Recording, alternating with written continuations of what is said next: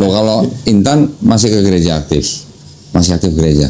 Ke gereja udah enggak, tapi masih suka ibadah online. Oh, online. Dulu GBI-nya di Sukabumi. Aku dulu Jakarta sih kok ininya lamanya ya. Oh ya, GBI mana dulu Jakarta? Aku tuh kadang di BRI, sekarang JPCC. Oh. lebih apa ya? Kalau pengajaran sih aku lebih suka JPCC sih. Pastor Jeffrey. Ya. Ini ya, bisa pindah-pindah gitu ya. Emang biasanya gitu. Terus perpuluhannya gimana dong? Hah? Perpuluhannya gimana? Aku pribadi. Iya, maksudnya ngasih yang mana? Ngasih semua? Aku apa ya? Kalau datang ke gereja itu, ya kalau di Bali aku ke GBI terakhir tuh. Jadi ngasih di situ. Jadi kalau datang situ ngasih. Oh. Nah, tapi kan berarti kan kalau mau ngasih perpuluhan kan setelah 4 kali datang. Iya. Kan sebulan kan? Iya. Aku jujur aja bukan yang tipikal rutin perpuluhan kok. Jujur aja. Oke. Kayak hati aja kayak Iya. ngasih nih gitu kan. Perpuluhan itu setiap minggu atau setiap bulan? Sebulan. Sebulan sekali. Sebulan sekali. 10% itu ya. Belum lagi buah sulung. Apa itu? Iya. Pernah nggak? Persembahan sulung itu kayaknya lebih gede lagi ya. Cuma sekali doang. Sekali. Waktu pertama kali terima duit, gaji, penghasilan atau hasil usaha. 100%. 100%. Kalau gajinya berapapun 100%. 100%. Nah, kita dapat apa? Nggak dapat apa-apa. Dapat doa. Jadi kalau sebulan udah ngeluarin modal buat kerja, buat ongkos atau makan, Besoknya lagi double. dapat gaji itu semua ke gereja, nambah lagi sebulan baru dapat gaji buat kita. Itu pun potong 10%. Masih potongan. Jangan sedih. Aku baru tahu kalau itu. Jadi pertama. Sebenarnya perpuluhan itu sama, konsepnya sama dengan zakat. Kita kan juga ada kan zakat atas pekerjaan, ada juga zakat atas harta, ya kan? Kalau zakat atas harta itu kan setahun sekali. Kalau zakat atas pekerjaan kan kita setiap kali kita terima penghasilan. Zakat di Islam itu kan juga rate-nya kan nggak semua sama, tergantung dari profesi. Ada yang umum paling rendah 2,5%, ada yang 5%, ada yang 10%. Tapi kalau perpuluhan kan pukul rata semua 10%. Dan Tapi maaf, kalau yang miskin itu gimana? nggak perlu bayar zakat, malah kita yang bayar zakat ke mereka. Bukan, maksudnya, sorry, perpuluhan itu gereja. Oh, perpuluhan. Gereja. Orang yang istilahnya pendapatannya masih juta dimintain. Iya, aturannya begitu. Meskipun orang itu nggak sanggup untuk makan, itu masih namanya dapat 100.000.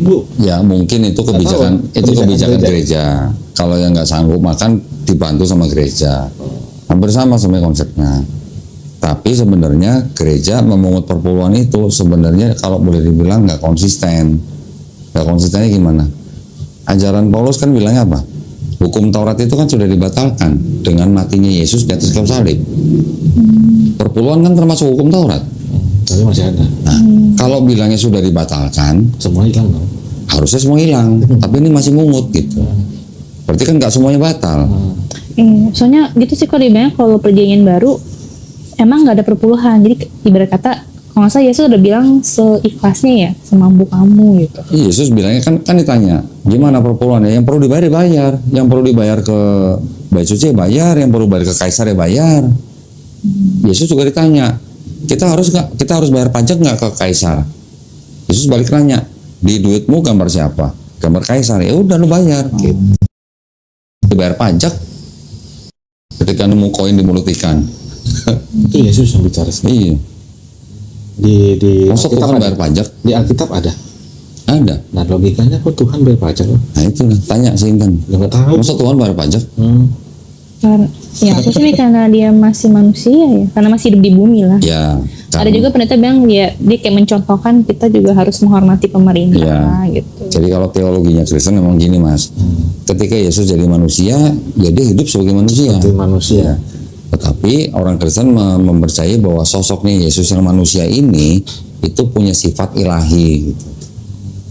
Bahkan ketika sudah 450 tahun setelah nggak ada Yesus, gereja gereja tuh meneguhkan teologi mereka bahwa Yesus itu sepenuhnya manusia, sepenuhnya Tuhan. Bilang gitu. Nah konsep itu sebenarnya sama dengan kalau kita lihat Hercules misalnya. Hercules itu juga setengah manusia, setengah dewa gitu. Jadi konsepnya kan ada kesamaan. Mirip. Ya kan? Hercules lahir dari seorang ibu, dari seorang wanita Manusia. yang dihamili oleh dewa yang paling tinggi yaitu Zeus gitu. Kan manusia ya ibunya. Ibunya manusia. Manusia. Jadi dewa Zeus ini dewa yang punya anak 100. Ini mitologi ya. Walaupun mitologi, tapi konsep itu sama dengan konsep Kristen. Ada Bapa, ada Maria, ada Yesus. Yesus anak Maria. Kan ini kan dia lahir. Cuman kalau di Helenisme sama paganisme tuh nggak ada di pribadi Roh Kudus itu belakangan. Setelah ratusan tahun setelah nggak ada Yesus, baru orang punya wacana ini harus 3 gitu. Karena konsep orang-orang zaman dulu selalu menyembah dewa yang triad, 3 tapi 1, 1 tapi 3 gitu. Jadi sebenarnya itu Contohnya. awalnya cuma bapak dan Contohnya putra. di Babilonia itu sudah ada trinitas yang pertama kali di dunia. Pribadinya siapa? Namrus, Tamrus, Semiramis. Semiramis ini istri sekaligus ibunya Namrus. Setelah Namrus mati disalib, baru ini tiba-tiba hamil sendiri punya anak Tamrus. Ini dijadikan sesembahan 3 pribadi gitu. 3 dewa tapi 1 Tuhan atau 1 dewa. Di Mesir ada Osiris, Isis, Ra. Sama juga. Ketiganya ini dianggap 3 pribadi yang berbeda tapi dianggap 1 Tuhan. Di India ada Trimurti, ya kan? Ada Brahma, Wisnu, Siwa. Mereka bilangnya Tuhannya Esa. Tapi itu bisa berperan menjadi Wisnu, bisa berperan menjadi Siwa gitu. Yang penghancur yang mana, yang pencipta yang mana, yang paling tinggi yang mana gitu. Jadi kalau kita bisa bilang kalau ateis, orang yang tidak percaya Tuhan, kalau monoteis itu kan orang yang percaya Tuhan 1, mono gitu kan. Kalau politeis dia percaya Tuhannya banyak. Kristen itu termasuk mengikuti orang-orang yang percaya begini.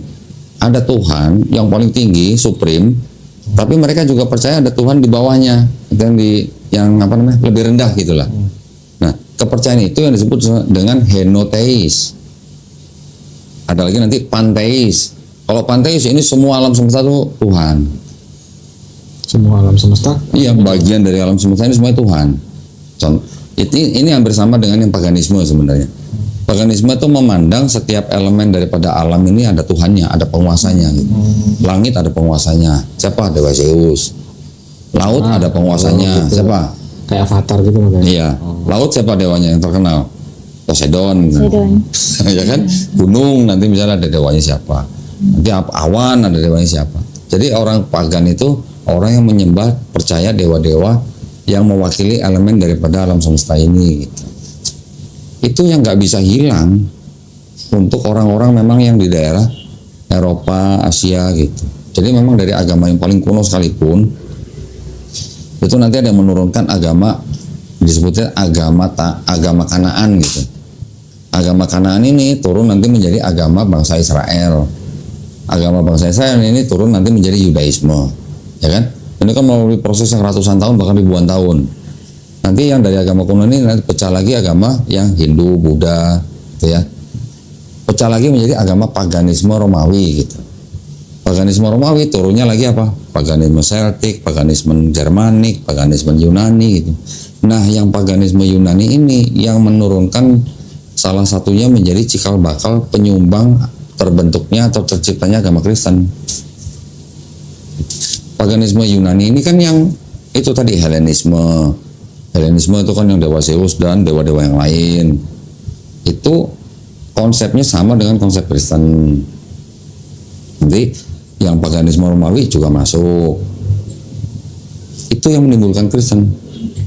Jadi tadi awalnya 1 gitu ya, di atasnya tadi sebelum Hindu Buddha apa kok tadi? Agama yang paling kuno lah, saya lupa istilahnya namanya apa.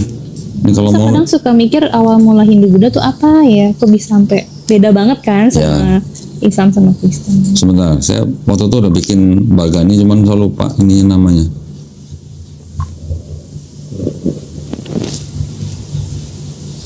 Nasinya enak banget. Nasinya enak banget. Udah.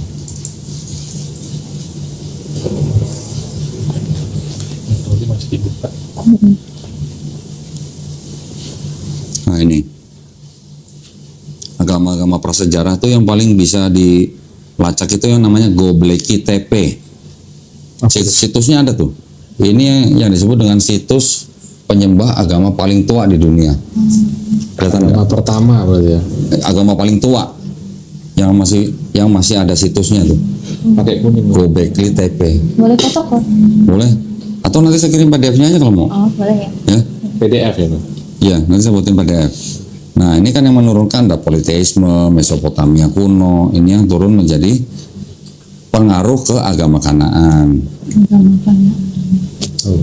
Nanti ada yang politeisme Mesir kuno. Ini juga yang pengaruh ke agama Kanaan. Kanan tuh? Kanaan itu Suku Kanan Palestina. itu. Kayak suku Kanan itu kan? Iya, bangsa Kanaan yang tinggal di daerah Palestina itu namanya bangsa Kanaan. Dulu waktu Abraham pergi dari Mesopotamia, dia ke Kanaan dulu. Kanaan itu Palestina, baru Abraham ke Mesir, baru akhirnya menetap di Kanaan.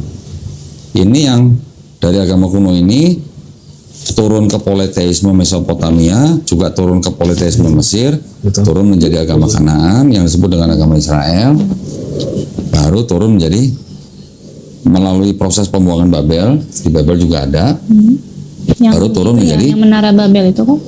Bukan Menara Babel, ini yang bangsa Babilonia menguasai Israel utara dan selatan. Ketika Raja Nebukadnezar II menghancurkan bait suci yang dibangun oleh Raja Salomo. Ini melalui jadi orang Israel dulu pernah dibuang ke Babel. Babel itu ada di Babilonia. Baru setelah mereka dikembalikan timbul yang namanya Yudaisme. Kata Yudaisme tuh dari mana ya? Kak? Dari kata Yehuda, Yehuda. anak keempat daripada Yakub. Yakub kan punya anak 12. Ruben, Simeon, Lewi, Yehuda. Nah, Yehuda ini yang menjadi cikal bakal namanya Yudaisme. Nah, yang di atas lagi, bentar.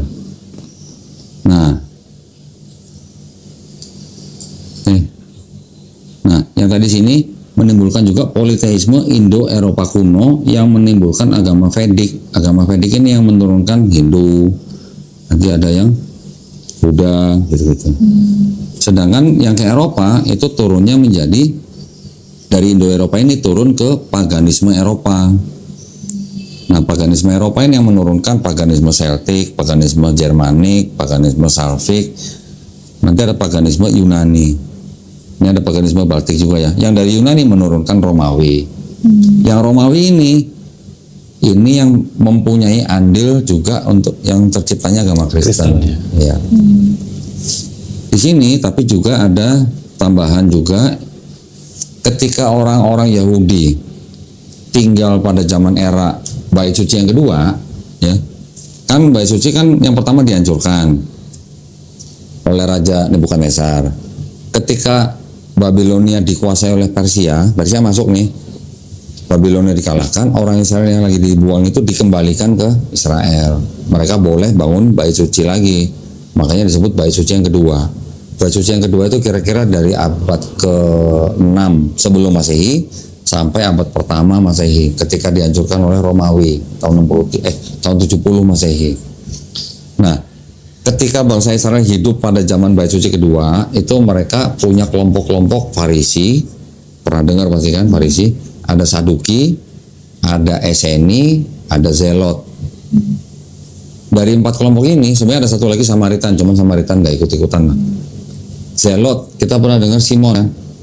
Oh, Simon dari suku Zelot itu. Iya, dia dari kelompok Zelot bukan suku, kelompok Zelot. Kelompok Zelot itu kelompok yang memperjuangkan bangsa Yahudi lepas dari penjajahan Romawi. Kan sebelumnya di abad kedua juga sudah ada pemberontakan. Ada yang disebut dengan Raja Hasmonian gitu. Zelot ini yang berontak. Satu lagi yang Eseni. Kalau Eseni ini kelompok kelompok Yahudi, tapi dia yang mereka suka menyendiri, memisahkan diri. Mereka lebih percaya ke hal-hal yang gaib gitulah, malaikat dan segala macam. Yang Saduki itu tidak ada urusan dengan agama. Mereka urusannya dengan pemerintah Romawi gitulah. Kalau yang Farisi ini yang dikatakan kelompok yang mengikuti Taurat gitu. Jadi yang mempengaruhi Kristen yang mana? Yang Zelot karena ada, yang Eseni karena ada kepercayaan gaibnya. Yang Farisi siapa yang mewakili? Paulus. Paulus ini dari sini, dari Farisi. Cuman ketika bait suci yang kedua dihancurkan, orang-orang Farisi ini pindah ke kota Yafne, menimbulkan kelompok yang disebut dengan Rabbinik Judaisme. Jadi mereka yang sekarang kita kenal dengan pemimpinnya rabi-rabi gitulah. Nah, 1, 2, 3 tambah paganisme Romawi, itulah jadi Kristen. Paganisme Romawinya pengaruh gitu ke Kristen. Kalau yang SNI itu yang dianggap mereka menyendiri di gua-gua, mereka yang menulis Dead Sea Scroll.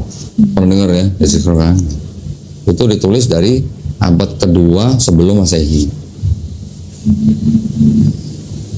Makanya mungkin karena menyendiri jadi ya aku pernah ke sana kan, jadi memang di gua gitu. Ya, Iya. banyak kan di gua-gua. Ya. Yang di Qumran itu, nah itu mungkin tempat mereka bersemedi kali di sono gitu. Qumran itu gua. Qumran itu nama daerah. Ada Yang di Laut Mati itu banyak gua-gua, itu namanya disebut dengan gua-gua Qumran gitu. Di situ yang ditemukan dokumen ini, Dead Sea Scroll. Mana ya? Ada, saya udah beli bukunya Dead Sea Scroll. Nah, cuman yang menimbulkan Kristen ini, Intan tahu nggak bahwa separohnya kitab Kristen itu sebenarnya punya Yahudi? Perjanjian lamanya. Iya.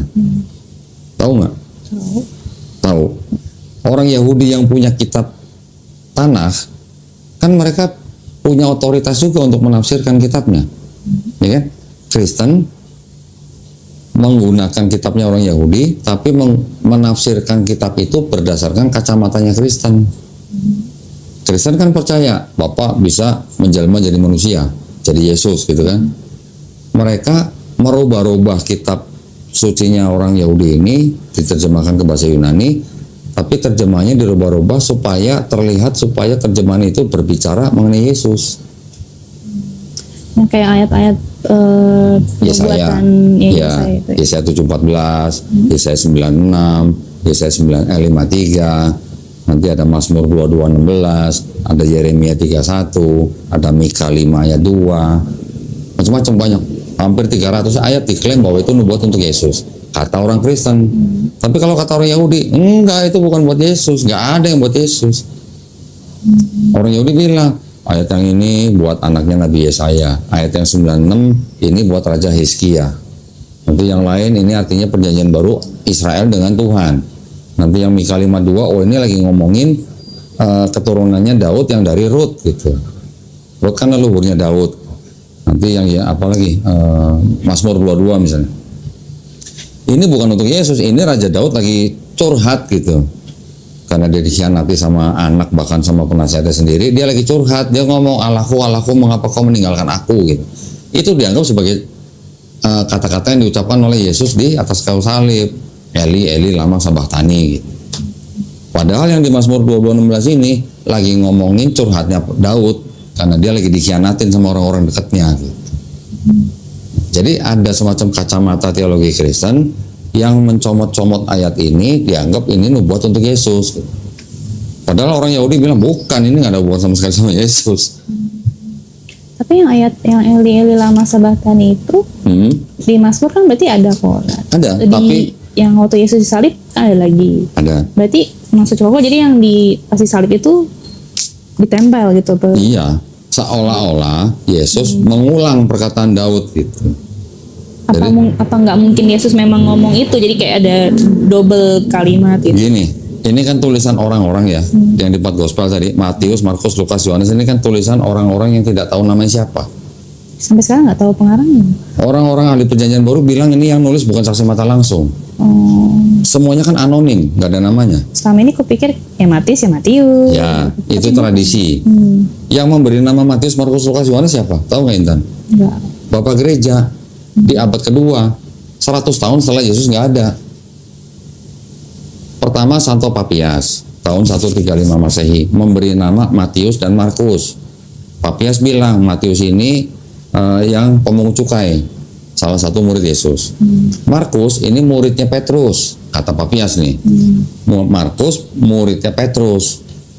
Kemudian di tahun 185 Masehi, berarti udah berapa tuh? Udah 150 tahun setelah Yesus nih. Ada bapak gereja namanya Santo Irenaeus. Dia yang bilang, yang ini yang ini Matius pemungut cukai, yang ini Markus muridnya Petrus, yang ini Lukas. Lukas ini tabibnya Paulus dan teman seperjalanan Paulus. Yang Yohanes, ini Yohanes anak Zebedeus, muridnya Yesus. Yang ngomong dua bapak gereja ini yang dijadikan tradisi selama berapa abad.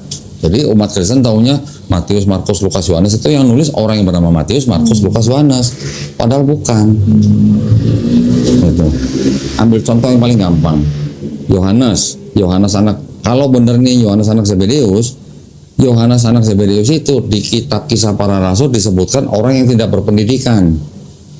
Bagaimana ceritanya orang yang ngomong sehari-hari pakai bahasa Aramaik bisa nulis pakai bahasa Yunani dan sastranya tinggi dan bisa paham ajaran-ajaran filosofi Yunani, Helenistik filosofi gitu. Jadi nggak mungkin Yohanes anak Zebedeus gitu. Ini menurut ahli-ahli Perjanjian Baru. Dan di semua ini itu yang Matius dan Yohanes ini mereka menggunakan apa ya? Kata ganti ketiga gitu.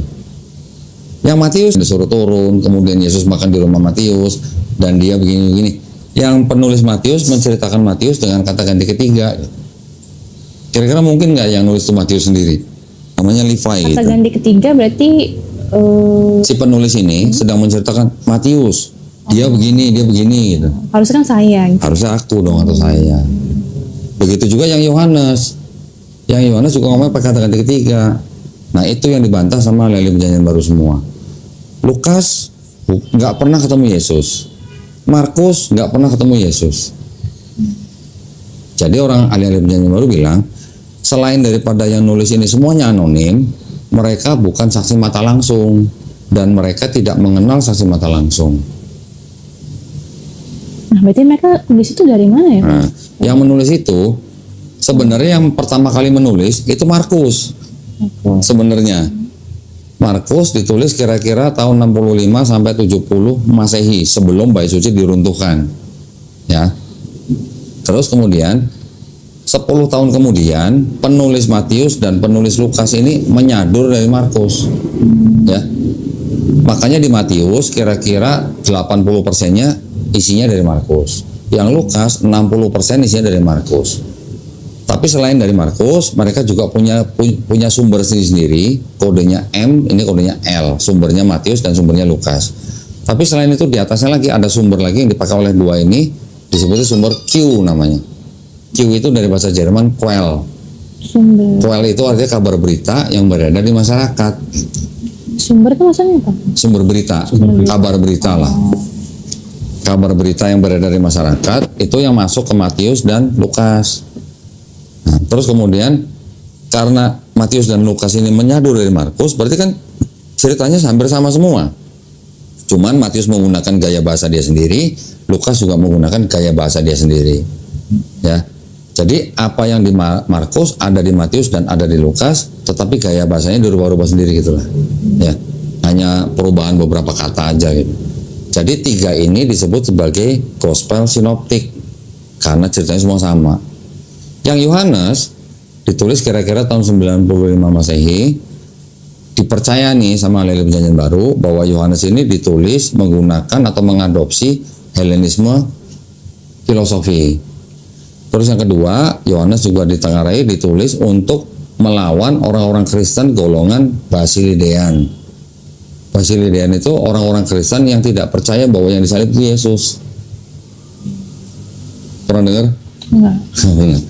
Ini ada dokumennya nih. Ini juga gospel isinya. Cuman gospel ini nggak sampai masuk ke dalam Bible. Ya karena ceritanya berlawanan dengan yang apa? Yang 4 gospel itu ya. Gospel ini namanya adalah gospel Nag Hammadi. Namanya Nag Hammadi, ini nama desa di Afrika yang ditemukan di dalam gua-gua, ditemukan kira-kira tahun 1945. Terus kemudian setelah melalui pasar gelap akhirnya masuk ke dalam akademisi. Di sini ada gospel namanya, kalau bahasa Inggrisnya itu The Second Discourse of the Great Set. Di sini ada kalimat begini nih. Yesus melihat penyaliban itu dari jauh sambil tertawa. Yang disalib Simon orang Kirene. Kalau kita perhatikan, memang benar. Di dalam Matius, Markus, Lukas itu ketika Yesus diceritakan membawa salib dari Yerusalem ke Bukit Golgota, di pertengahan jalan kan ada orang namanya Simon orang Kirene yang suruh menggantikan Yesus. ya kan? Iya, membombong sementara kan. Ya, memanggul dari dari pertengahan perjalanan ke Bukit Golgota. Yang di Yohanes ada nggak Simon orang Kirene? Nggak ada. Nah, ini untuk melawan kelompok ini gitu loh. Karena orang-orang ini percaya bahwa penyaliban Yesus itu hanya ilusi. Yang disalib bukan Yesus tapi Simon orang Kirene. Nah, ini ada kalimat begini nih yang di kuning ini. Dibaca sendiri aja. Pasti bahasa Inggrisnya jago ya. Enggak juga kok. Lah orang bolak-balik ke Australia gimana nggak jago? Kadang nggak ngerti. Jadi ini yang berkata ini siapa? Oh, Jesus say. Dianggapnya Yesus. The death they think I suffered, they suffered in their error and blindness. They nailed their men to their death. Their thoughts did not perceive me, since they were deaf and blind. By doing these things, they pronounced judgment against themselves. As for me, they saw me and punished me. But someone else, their father, drank the gall and the vinegar. It was not I. They were striking me with a scourge, but someone else, Simon, bore the cross on his shoulder. Someone else wore the crown of thorns. And I was on high, poking fun at all the excess of the rules and the fruit of their error and conceit. I was laughing at their ignorance. Jadi yang disalib Simon orang Kirene kan? Terus Ya. kira-kira kalau menurut Intan, Yesus itu menikah nggak? Nah, gini kok. Jadi aku dulu pasti menganut enggak dong. Iya. Terus pas lagi heboh-heboh Da Vinci Code itu, aku ini orangnya apa ya? Bisa dibilang termasuk open minded. Oke. Open minded itu jadi anti kata dan aku suka histori. Oke. Jadi pas aku nonton Da Vinci Code, aku kayak Make terus sense ada teori-teori dan aku sempat Iya. Google Ya.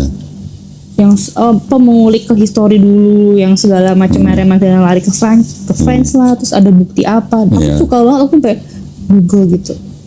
Dan aku sempet yang apa iya ya gitu. Nah, cuma waktu itu pengalaman pribadi aku, spiritual aku di tengah-tengah tahap apa iya ya. Dan aku sempat berpikir kalau memang Yesus menikah ya udah, emang kenapa? Cuma waktu itu aku merasa kayaknya Tuhan negor gitu ya. Aku bilang ke Adi kan, aku kayak ngerasa waktu itu ada teguran pribadi apa gitu, sampai aku bilang aduh Tuhan maaf, aku nggak mau lagi. Jadi aku kayak segala pikiran Yesus nikah aku hapus lah gitu. Iya. Nah, sempet kan yang baca histori yang mereka sempet menggali jejak apa sih, bukti-bukti kuburan Yesus sama Maria Magdalena. Cuma susah kan zaman dulu tuh ternyata yang namanya Yesus dan Maria tuh banyak sekali. Iya. Nama pasaran itu. Nama pasaran. Nah, dan aku kemarin sempat nonton di YouTube kan, ada YouTube channelnya Detektif Astral. Waduh. Aku suka kan yang kayak agak-agak indigo mistis. Nah, mereka tuh anak-anak indigo ini bisa kayak apa ya? Mereka lagi meneliti lukisan Da Vinci itu kan yang The Last Supper. Nah, mereka tuh bisa masuk ke pikirannya si Leonardo. Apa sih yang Leonardo pikirin pas lagi ngelukis itu? Nah, terus ada satu indigo ini dia bilang, aduh saya nggak bisa ngomong banyak.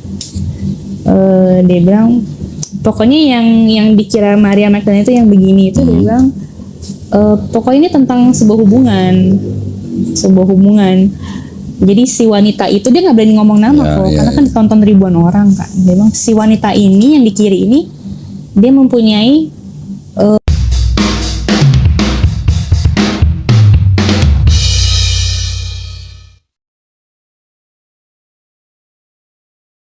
perasaan yang dalam ke pria yang di tengah. Sebelah kanan Yesus dong. Yang si Yesus itu. Ya, tapi dia nggak berani ngomong nama. Iya, sebelah kanan Yesus dong. Dia bilang, pokoknya dia memiliki perasaan kagum yang mendalam. Ya. Dan ternyata lukisan The Last Supper itu dilukis Leonardo itu dengan perasaan berkecamuk katanya. Jadi katanya ada semacam tekanan. Jadi si Leonardo itu dia lukis tuh karena ada suruhan katanya. Dan percaya nggak percaya, jadi di lukisan itu kan ada sebelah kiri sebelah kanan tuh kita kebagi dua.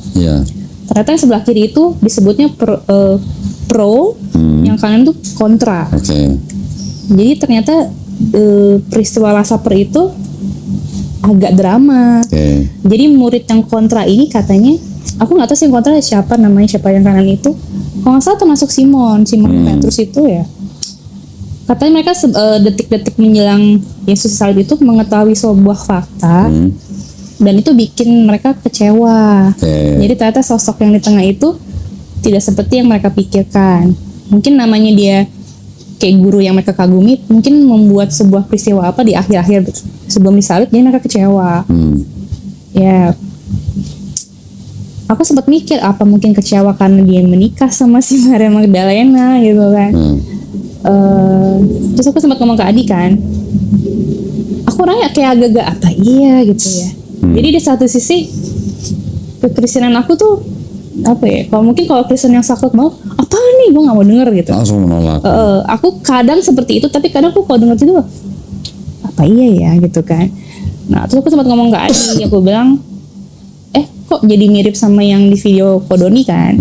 Kodoni kan ngebahas yang hubungan Maria sama Yesus. Sedikit tuh aku denger, kalau nggak salah ayat di Alkitab kan bilang Yesus mencium bibir Maria ya. Aku sendiri jujur aku nggak baca ayat itu, nggak tahu. Cuma satu fakta jelas aja kata Kodoni kan, kalau zaman dulu orang Yahudi nggak bisa tuh pria mencium bibir, bisa dirajam kalau bukan suami istri. Aku sempat ngomong ke Adi, apa iya ya gitu, maksudnya kayak itu kan fakta yang simple gitu sebenarnya kan gitu. Pada intinya begini, laki-laki dan perempuan memang diciptakan takdirnya kan untuk punya keturunan, artinya menikah, ya kan? Tradisi Yahudi itu kan kehidupan manusia tuh punya apa namanya kayak stage ya, tahapan-tahapan lah. Kalau yang memang dia hidup untuk agama, umur 13 tahun itu laki-laki, itu udah waktu menikah. 13 sampai 18 atau 20-an lah. Itu tuh udah waktunya menikah dan dia sedang belajar gitu. Mudah banget. Mudah memang. Kayak zaman dulu gitu kan. Mungkin nikahnya zaman dulu. Iya. Zaman dulu belum ada listrik, mau ngapain coba? Soalnya kalau nggak salah dulu ada penelitian gue bilang Bunda Maria itu kalau nggak salah pas lagi hamil itu umur 18. 12 ya? Muda. Si Yusufnya 24 katanya. Oh enggak ya? Yusufnya 90 tahun. 90? Masa kok? Nanti bisa dibuka di internet ya. Ya bisa dibuka di Google. Sumbernya dari kalangan Kristen sendiri loh, Katolik loh. Yusuf berusia 90 tahun. Dia adalah seorang duda beranak 6 yang dipilih oleh kaumnya untuk menikahi Maria. Ketika itu Maria usianya baru antara 12 sampai 14 tahun. Kalau yang usia Maria saya punya bukunya nih. Tapi kalau yang 90 tahunnya Yusuf itu harus dibuka di websitenya apa ya, Advent apa gitu. Makanya masih perawan. Karena baru umur 12. Karena memang umur-umur segitu orang Yahudi menikah. Perempuannya umur 11, cowoknya umur 13. Coba gini deh, nanti kalau ketemu mamanya tanya, mah ingat nggak dulu menikah umur berapa? Pertama. Habis itu tanya lagi, mah mamanya mama dulu nikahnya umur berapa? Coba tanya. Muda. Pasti masih sangat muda. Sama nenek saya nikahnya muda. Oh, dia orang zaman dulu. Nenek saya umurnya 13. Nah itu. Makanya anaknya 11. Nah itu. Produktif kan? Iya, karena kan masih jangkanya panjang. Ketika wanita sudah haid, artinya kan dia udah siap berproduksi. Reproduksi. Nah, ya. zaman dulu kan belum ada karir gitu. Mau ngapain perempuan gitu istilahnya? Ya itulah makanya menikah, karena sudah dianggap sudah siap untuk punya keturunan gitu. Tapi zaman dulu haidnya sama kok kayak sekarang umur 12. Kata ada yang bilang kan zaman dulu lebih Ini tua kan. kalau masalah haid itu tergantung dari ras dan lokasi orang itu tinggal di mana. Kalau tinggal di daerah dingin, haidnya lebih lama. Kalau tinggal di daerah panas, haidnya lebih cepat. Dan tergantung rasnya. Kita ini ras apa? Indonesia. Ras Mongoloid. Kalau orang-orang Yahudi, Arab, Eropa itu namanya ras Kaukasoid. Mereka lebih cepat dewasa dibandingkan orang-orang khas Mongoloid. Apalagi kalau mereka hidup di tempat yang panas. Itu lebih cepat haidnya. Umur 9 tahun juga sudah bisa haid. Di Indonesia sekarang anak umur 10 tahun juga udah ada yang haid kan? Banyak. Anak perempuan. Pernah dengar.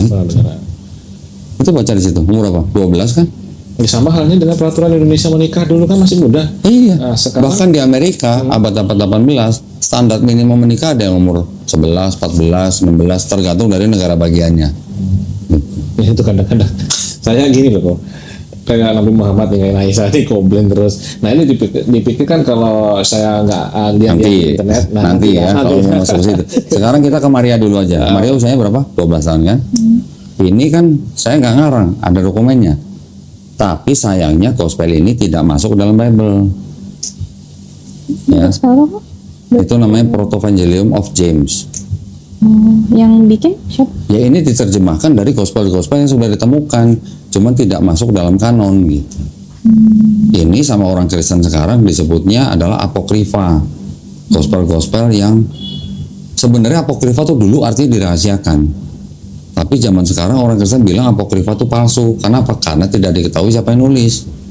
Kalau pakai standar Nggak tahu. kalau pakai standar karena yang nulis nggak tahu siapa disebut apokrifa, berarti 4 gospel Matius, Markus, Lukas itu juga sebenarnya harusnya apokrifa.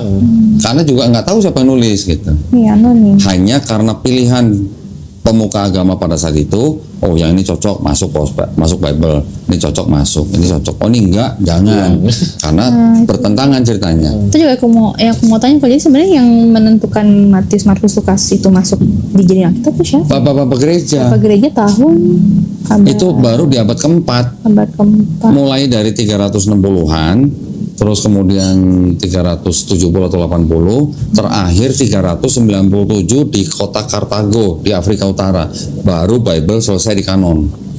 Pertama di Roma, kemudian Laodikia, kemudian Kartago. Itu baru abad keempat, 400 tahun setelah nggak ada Yesus, baru selesai kanonnya. Belum lagi nanti ada konsili mana yang memperbaiki kanonisasi itu. Termasuk perjanjian lama juga mereka kayak ini deh gitu. Oh bukan, kalau perjanjian lama itu sebelum kanon yang perjanjian baru. Saya harus mulai dari mana dulu? sebentar ya. Ini dulu ya. Ini termasuk di dalam dokumennya ini apa tadi, Nag Hammadi ya. Nag Hammadi ini ada sebuah gospel namanya Gospel of Phillips. Gospel of Phillips ini juga tidak masuk ke dalam Bible. Baca sendiri ya. Jangan saya yang bacain. Nih, yang kuning ini. Oh ini ya, Mary Magdalene ya? Coba dibaca. Wisdom and Mary of Magdala. Wisdom, who is called barren, is the mother of the angels. The companion of the Savior is Mary of Magdala.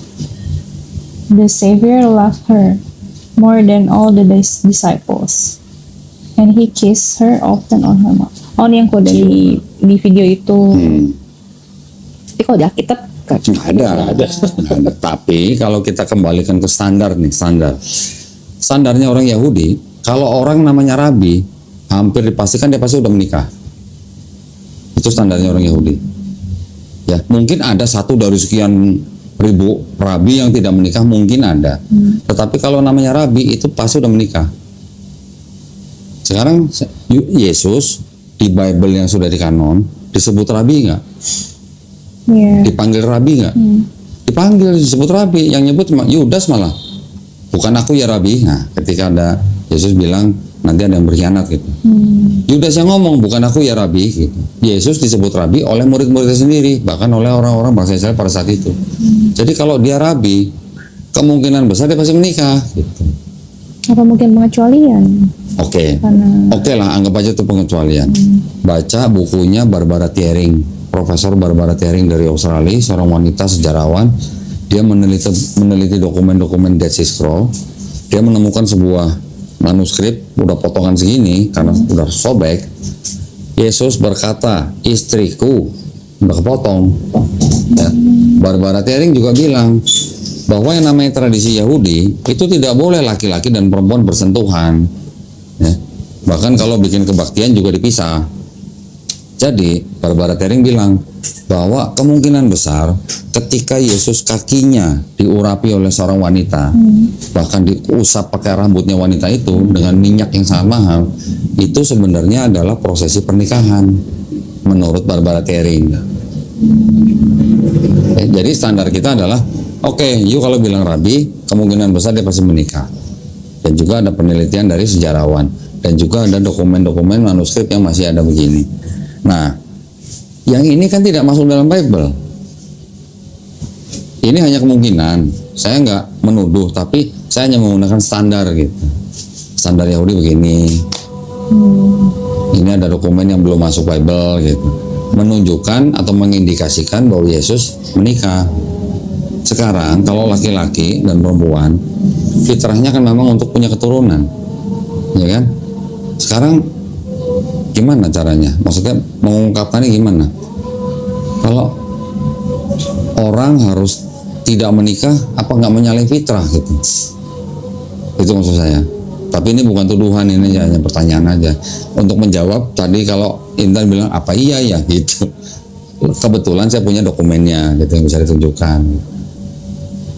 Ya, terus nanti kalau bicara umur nih, usia nih. Tadi Maria berapa?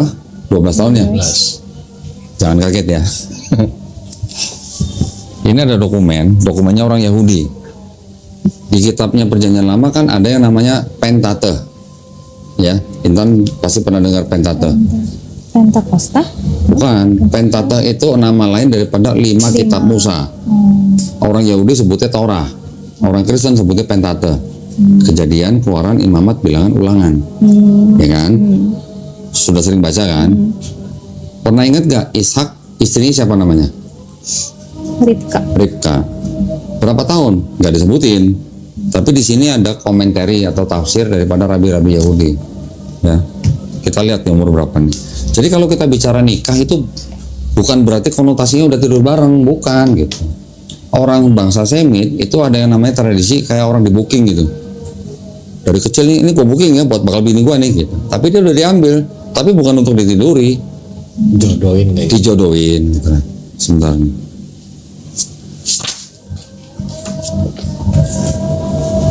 Jadi kalau Yusuf menikahi Maria ketika berusia 12 tahun, apakah kita mau nuduh Yusuf itu pedofil?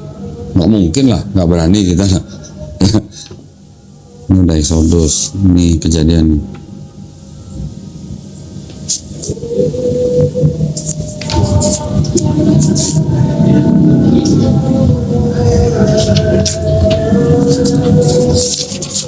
Saya bukannya harus hati-hati nih soalnya kertasnya tipis banget kan. Itu huruf apa? Ini bahasa Ibrani. Ibrani? Ibrani. Nah, Jelas mirip Sanskerta. ada hubungannya. Ya kan? Ya, ini diambil dari Kejadian 24 ayat 52 sampai 62. Di sini kan ada cerita ketika Ishak meminang Ribka untuk jadi istrinya. Ini ada tafsirnya Rabi Yahudi. Boleh dibaca sendiri nih. Ini kitab mana? Ini namanya kitab The Chumash. Bekom. Chumash ini isinya cuma 5 kitab Musa tadi, cuma Kejadian sampai Ulangan, tapi ada tafsirnya gitu. Yang mana kok? Yang Ini yang ditandain kuning, merah. and her nurse, according to the most common rabbinic chronology, the nurse was sent along because Rebecca was but 3 years old at the time, so that she would have needed someone to care for her. Apa nih? Ibn Ezra, however, comments that she was older, but it was customary for the nurse of a girl infancy to remain with her as her servant throughout her life. Berapa tahun Ribkanya? 3. 3 tahun. Rebecca tuh Ribka. Oh Iya, Rebecca itu Ribka. 3 tahun. 3 tahun udah dibuk gitu ya Pak? Sudah diambil sama Ishak untuk menjadi istrinya. Nah, Ishak umur berapa itu? Ishak di sini ceritanya udah kira-kira 40 tahun.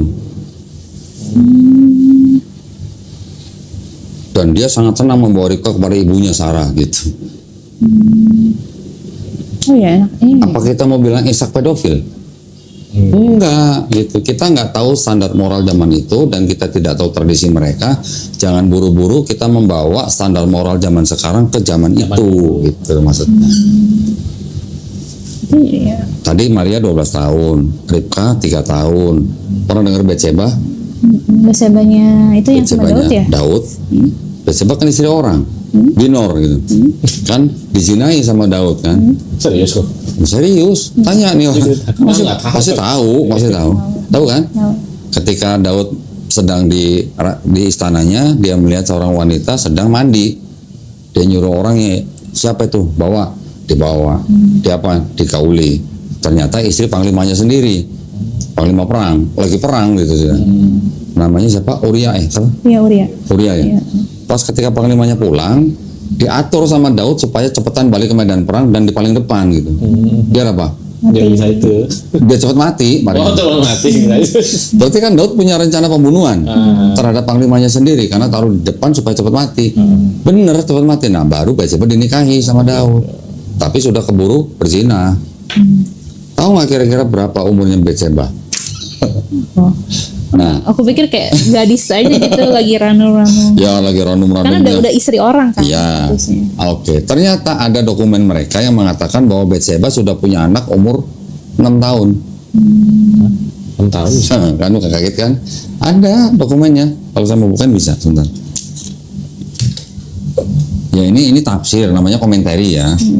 Bukan teks dokumen yang resmi gitu. Sebentar.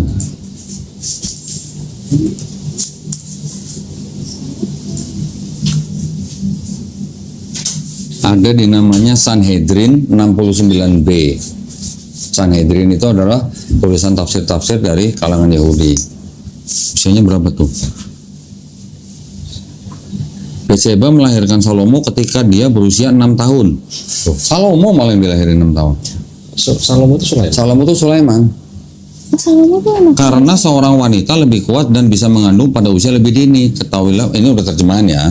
Ketahuilah bahwa ini benar bahwa wanita hamil pada usia yang lebih dini seperti Batseba telah melahirkan seorang anak dari David sebelum melahirkan Salomo. Salomo anak kedua loh. Kalau melahirkan Salomo umur 6, kakaknya Salomo itu dilahirkan waktu Batseba umur berapa? Ya, mungkin 4, mungkin 5. 4 kan. Nah, tahu nggak kakeknya Batseba itu siapa? Hah? Ahitofel. Oh. Ada di Bible. Saya pernah dengar sih. Ahitofel itu kakeknya Batseba, juga penasehatnya Daud. Akhirnya berkhianat, mengkhianati Daud lah si Ahitofel ini. Ahitofel ini menurut kalangan Kristen dan menurut kalangan sejarawan dipercaya mati umurnya nggak lebih dari 33 tahun. Sudah jadi kakek umur 33 tahun. Kalau 33 tahun sudah jadi kakek, umur berapa dia pertama kali punya anak? Berarti kan antara umur 10 sampai 12 tahun sudah punya anak. Ya kan? Nanti anaknya si Ahitofel itu punya anak di umur sekitar 10 sampai 12 lagi. Berarti Ahitofelnya umurnya sekitar 20 sampai 22. Umur 33, Ahitofel udah punya cucu. Batseba gitu. Nah, ketika Ahitofel ini mati, si Batseba umur berapa gitu. Itu bisa dihitung mundur umurnya. Ketika kita hitung mundur, selain daripada bukti ini, saya udah ada perhitungannya. Batseba itu ketika digauli oleh Daud, yang ketika waktu itu masih menjadi istri orang, umurnya Batseba itu tidak lebih dari 7 sampai 9 tahun. Nanti kalau mau perhitungannya saya bisa kasih. Agak ngejelimet memang hitungnya, mundurnya. Itu kalau kayak umur-umur gitu faktanya dari mana ya kamu punya? Tradisi Yahudi sendiri. Tradisi Rabi mereka mengatakan begitu. Bahkan ada yang bilang usia 3 tahun 1 hari itu udah boleh digaulin. Ya walaupun ada beberapa Rabi yang membantah, tapi tradisi Yahudi yang ada ya tulisannya begitu gitu. Makanya tadi saya bilang wanita usia 11 tahun itu udah waktunya menikah. Laki-laki 13 itu udah waktunya menikah. Kalau yang Yusuf itu umur 60 itu 90. 90. Saya cariin sebentar ya. Tenang, ada datanya.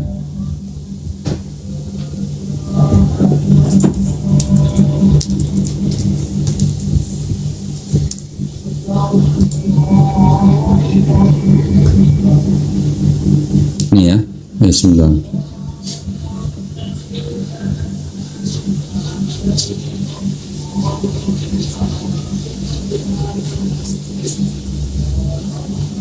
Kalau nggak salah di buku yang tadi yang Prototype Evangelium of James itu juga ada kok. Nah ini, saya buka ini ya webnya ya. Nama webnya newadvent.org tentang Santo Yusuf.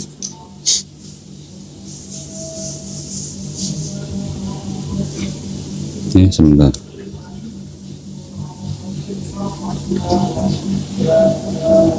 Ini kan menceritakan tentang apa? Santo Yusuf, kehidupannya, sumbernya apa? Ada beberapa buku yang tadi dipegang juga nih kan, Protevangelium of James itu juga ada tuh, Gospel of James itu maksudnya itu. Nanti ada lagi silsilahnya, tempat tinggalnya, pernikahannya, ada lagi Incarnation, Nativity, dan The Flight to Egypt. Kita baca yang pernikahannya. Lihat nih, a year after his wife's death, 1 tahun setelah istrinya Yusuf meninggal, ya kan? As the priest announced through Judea that they wish to find in the tribe of Judea a respectable man to espouse Mary. Jadi Yusuf dipilih oleh kaumnya orang Yudea untuk menikahi Mary. Okay? Then 12 to 14 years of age. Mary usianya 12 sampai 14 tahun. Joseph, who was at the time, berapa nih? Baca nggak? Baca. Ini nih yang saya blok. 90 years old. Nanti, bukan nanti. 90. Zero. Opa. Opa, anaknya 6. Gimana ceritanya? 90 tahun dinikahkan dengan wanita usia 12 tahun.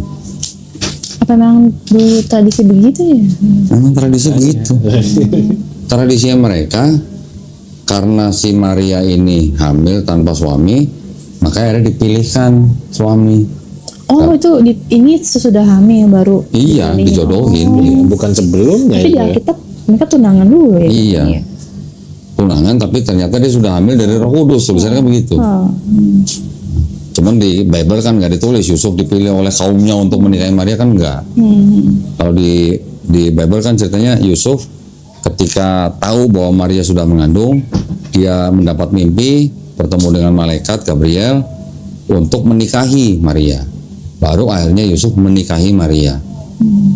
Emang rencana mau nikah sih katanya udah tunangan, tapi dia sempat kayak di hatinya dia mau mundur. Iya, tapi dari dokumen sekunderinya ngomongnya begini. Ya itu nih, Protevangelium of James. Ini juga mungkin diceritain gitu. Sebentar ya.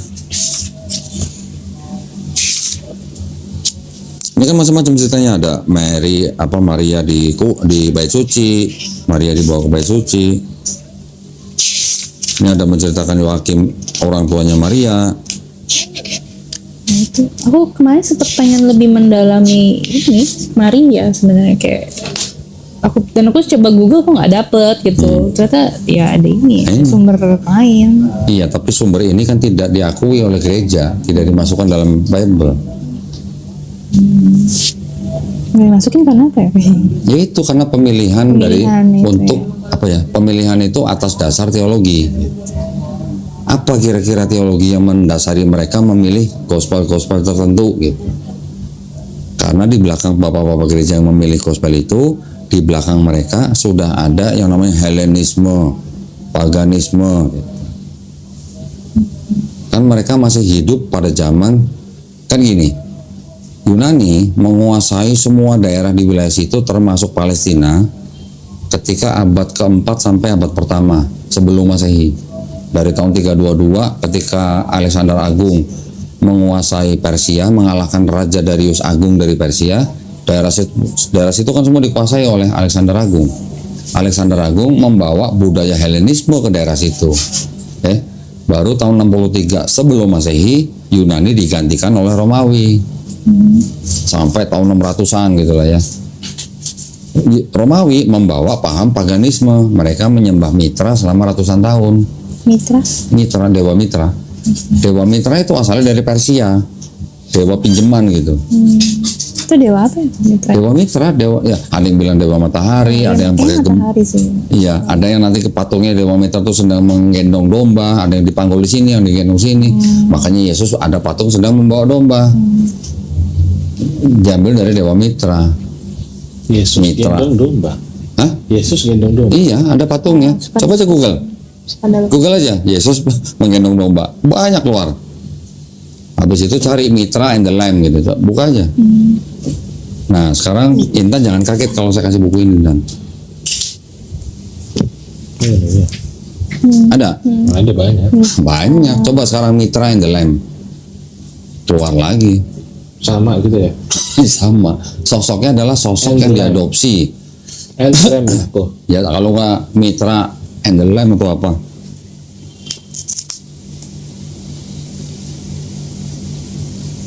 Pasti banyak.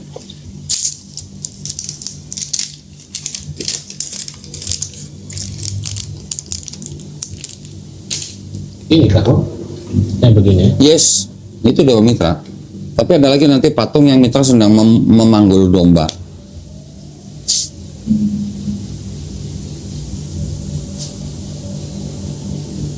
Ini berarti ngikutin dia ya Pak ya? Saya gimana ya ngomongnya ya? Oh, Coba tolong Intan yang bahasain coba. oh iya iya iya. Nih, pertama kali keluar tuh lagi gendong mitra. Iya. Nah, Ya itu. ini yang gambar sampai mirip. Ini Yesus kan? Ya, enggak, ini teratusannya. Iya, ini kan gambar Yesus. Hah? Apa bedanya sama yang gambar ini? Atas sama bawah nih. Yesus manggul domba, ini dewa mitra manggul domba. Apa bedanya? Sama-sama gendong. Mitra juga diceritakan juga apa? Pernah dengar Yohanes 14:6? Yesus berkata, akulah jalan dan hidup dan kebenaran. Yesus disebut sebagai terang dunia. Yesus disebut sebagai gembala yang baik. Bener kan? Ini itu juga satu ayat yang gue kayak mau nanya ke Kodondi sih. Udah pernah nonton video saya nunjukin buku ini belum? Oh ini malah ada mitra Last Supper juga. Iya, ceritanya mirip sekali dengan Yesus. Nanti jangan kaget lagi ceritanya Krishna yang di India. Itu juga lebih mirip lagi sama Yesus. Emil ya? Ini kalau udah pakai hijab kayak lu nih Mel, mukanya Mel. Sejenis. Cuman beda kacamata doang nih kayaknya nih. Sipit-sipitnya sama nih. Mana sipit kok kagak sipit kok? Hah? Sipit lah. Sipit lah sama ini. Putih-putihnya kan sama. Nih.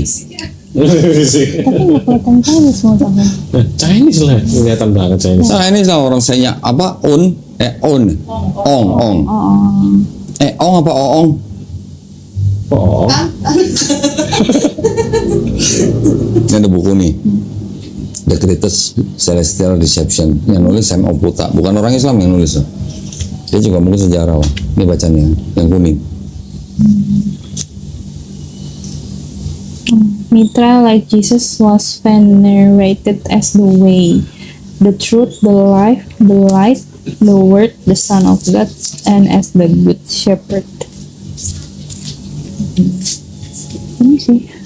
Yang mana gelar yang mana yang tidak ditujukan kepada Yesus? Sama bahkan the word. Ini sih kok ada yang pahatan mitra mirip banget sama Yesus sih. Apa? Nggak tahu ya ini mitra atau bukan yang di tengah. Ini sih menurut aku paling mirip sih ini. Paling mirip. Kayaknya Nggak tahu ya. bisa dibaca itu. Mesti baca dulu ya. Mitra. Ya pokoknya gini, pokoknya kan gini. Sebelum ada cerita tentang Yesus yang begini menurut Kristen, ada yang begini nih. Oh, Mitra was born on December 25. Nah lo, berapa? Bon? December 25. Oh iya, Natal itu ya. The mediator between heaven and earth. nah, apa bedanya sama Yesus? Dan ini jauh sebelum Yesus ya, Pak? Oh iyalah, ini disembah oleh dewa apa Oh, orang-orang Romawi selama 400 tahun. Was born of a virgin Anahita, and his symbol is the lamb. Islam juga mengakui bahwa Isa Al-Masih dilahirkan dari seorang perawan suci yaitu Maryam. Maria itu sama. Isa sama Yesus juga sama. Tetapi Islam tahunya Isa Al-Masih itu diciptakan secara khusus. Tidak seperti manusia yang lain yang punya bapa, dia diciptakan hanya punya ibu. Itu hanyalah untuk menunjukkan kuasa daripada Sang Pencipta yang melawan orang-orang dengan kepercayaan seperti itu gitu. Sebelum Yesus orang udah percaya nih dewa-dewa yang begini seperti mitra.